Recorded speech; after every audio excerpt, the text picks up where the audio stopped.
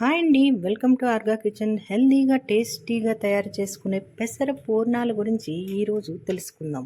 ముందుగా ఒక కప్పు పెసరపప్పును బాగా క్లీన్ చేసి వాటర్ వేసి పక్కన పెట్టుకోవాలి. వేరొక కప్పులో మినపగుళ్ళు తీసుకొని క్లీన్ చేసి వాటర్ వేసి పక్కన పెట్టుకోవాలి. వేరొక కప్పులో 1.5 కప్పు రైస్ని తీసుకొని బాగా కడిగి బియ్యాన్ని నానబెట్టుకోవాలి. చిన్న మిక్సీ జార్లో కొంచెం షుగర్ని యాడ్ చేసుకొని అందులో ఈ 4 యాలకులను వేసి యాలకుల పౌడర్ని రెడీ చేసి పెట్టుకోవాలి.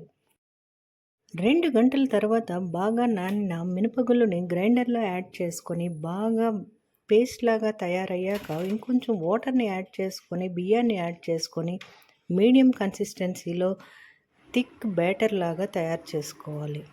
మీడియం సైజ్ బౌల్ తీసుకొని అందులో 1 కప్పు షుగర్ కానీ బెల్లం పౌడర్ కానీ వేసి కొంచెం సాల్ట్ యాడ్ చేసుకొని ఈ బ్యాటర్ని వేసుకొని ఈ షుగరు సాల్ట్ బాగా కరిగే వరకు తిప్పుతూ ఉండాలి.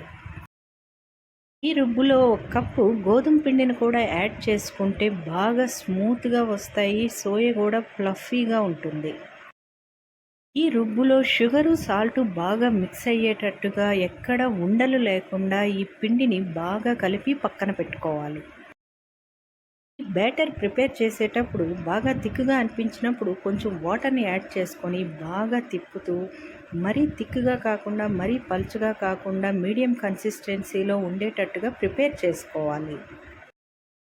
ముందుగానే ఈ ప్రాసెస్ అంతా చేసుకోవటం వల్ల ఈ బ్యాటర్ బాగా ఫెర్మెంట్ అయ్యి బూరెలు చాలా ఫ్లఫీగా వస్తాయి. తర్వాత పెసరపప్పును తీసుకొని బాగా క్లీన్ చేసుకొని గ్రైండర్లో వేసుకొని 1 స్పూన్ సాల్ట్ యాడ్ చేసుకొని బాగా గ్రైండ్ చేసి రెడీ చేసుకోవాలి. పెసరపప్పును గ్రైండ్ చేసుకునేటప్పుడు బాగా గట్టిగా గార్లి ముద్దలాగా కాకుండా దోశలాగా మరీ పల్చగా కాకుండా మీడియం కన్సిస్టెన్సీలో ఇడ్లీ పెట్టడానికి వీలుగా గ్రైండ్ చేసి పెట్టుకోవాలి. తర్వాత ఈ పెసర ముద్దని ఇడ్లీలాగా ఇడ్లీ పాత్రలో అరేంజ్ చేసుకొని ఇడ్లీ కుక్కర్లో పెట్టి దానిపైన మూతను ఉంచి 5 మినిట్స్ హై ఫ్లేమ్లో ఉంచాలి.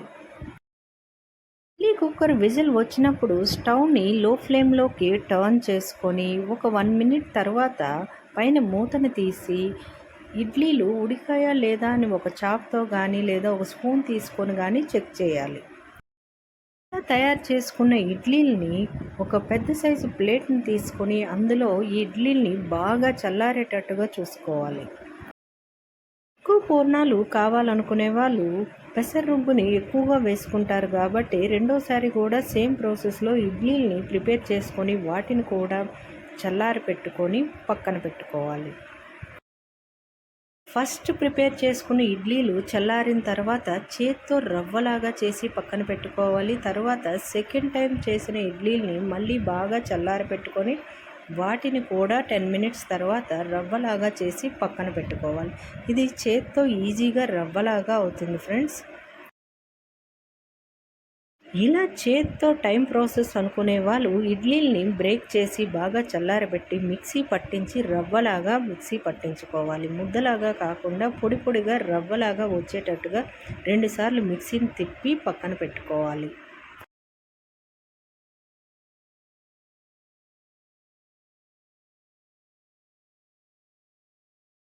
తర్వాత బాగా దళసరిగా ఉన్న వెడల్పాంటి గిన్నెని తీసుకొని అందులో ఈ బెల్లాన్ని 1.25 కప్పును వేసి కొంచెం వాటర్ యాడ్ చేసుకొని లో ఫ్లేమ్ మీద బాగా కరిగించి బాగా పాకం వచ్చేటట్టుగా చేసుకోవాలి.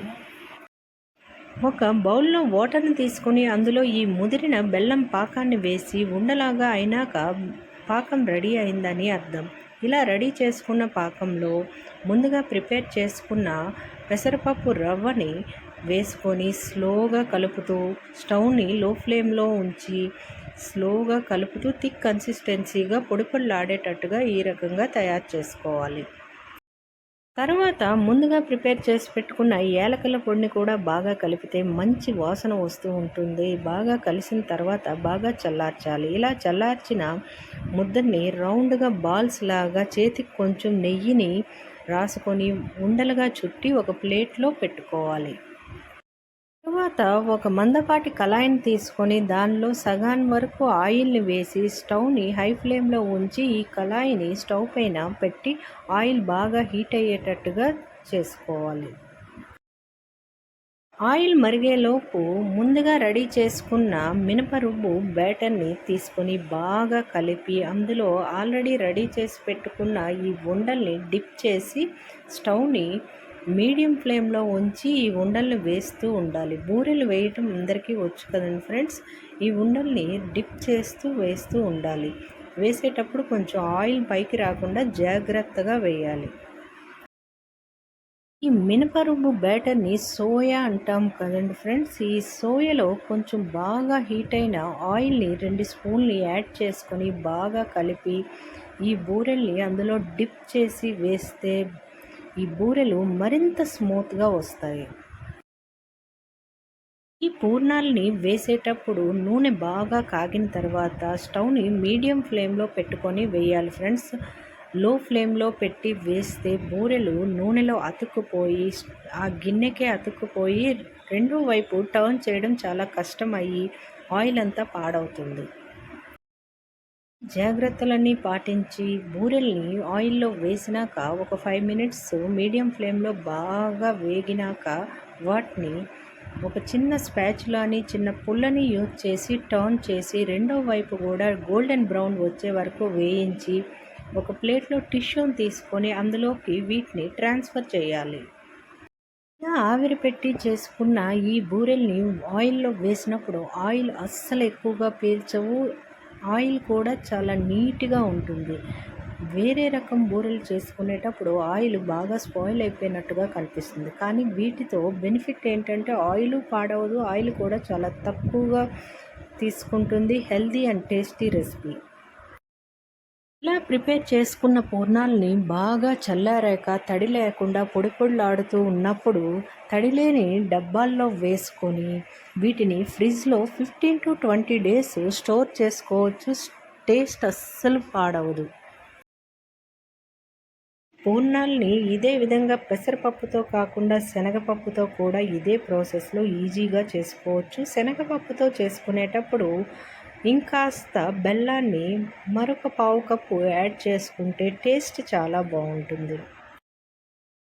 పూర్ణాన్ని చేయగా మిగిలిన బ్యాటర్ ఉంటుంది కదండి, మినప రుబ్బు కొంచెం ఎక్కువగా చేసుకుంటాం. అందులో ఇంకాస్త ఒక కప్పు గోధుమ పిండిని యాడ్ చేసుకొని మరి కాస్త బెల్లాన్ని యాడ్ చేసుకొని కొంచెం సాల్ట్ను వేసి వాటిని ఒక థిక్ కన్సిస్టెన్సీ లాగా మీడియంగా తయారు చేసుకొని గారెల్లాగా అంటే వేసేసుకోవచ్చు. అవి కూడా స్వీట్ గారెల్లాగా చాలా టేస్టీగా ఫ్లఫీగా ఉంటాయి. బూరెల్ని అమ్మవారికి ప్రసాదంగా కూడా నివేదిస్తారు. అలాంటప్పుడు తక్కువ మొత్తంలో చేసుకునేటప్పుడు కొంచెం కొబ్బరి కూరను కూడా ఈ బెల్లం పాకంలో యాడ్ చేసుకొని అదే టైంలో 2 స్పూన్ల నెయ్యిని కూడా యాడ్ చేసుకొని వీటిని బూరెలు ముద్దలాగా చేసుకొని పూర్ణాల్లాగా ప్రసాదంగా పెడితే చాలా బాగుంటాయి. చాలామందికి బెల్లం పాకం పట్టాలంటే కొంచెం కష్టంగా అనిపిస్తుంది. అలాంటి వాళ్ళు ఈ బెల్లం పౌడర్ని ఈ పెసర ఇడ్లీల్ని మిక్సీ పడుతున్నప్పుడే ఈ బెల్లం పౌడర్, ఇలాచీ పౌడర్ కలిపేసి బాగా ముద్దలాగా చేసుకొని రౌండ్గా బాల్స్లా చేసుకొని ఈ సోయలో వేసి పూర్ణాలుగా కూడా ఈజీగా ప్రిపేర్ చేసుకోవచ్చు. పూర్ణాలు ప్రిపేర్ చేయడానికి ఆయిల్ ఎక్కువగా పట్టదు. ప్రోటీన్ రిచ్ ఉంది, ఐరన్ ఉంది, కార్బోహైడ్రేట్స్ అన్నీ బ్యాలెన్స్డ్గా ఉన్నాయి కాబట్టి ఇలాంటి ఐటమ్స్ని ఇంట్లో ఎక్కువగా ప్రిపేర్ చేసుకోవడం బెస్ట్. ఇలాంటి మరెన్నో హెల్దీ అండ్ టేస్టీ రెసిపీస్ కోసం, ఆర్గానిక్ గార్డెనింగ్ కోసం please subscribe Arga Kitchen. Please like, share and make a comment on this video. Please share as many groups as possible. Thank you for watching. Have a nice day.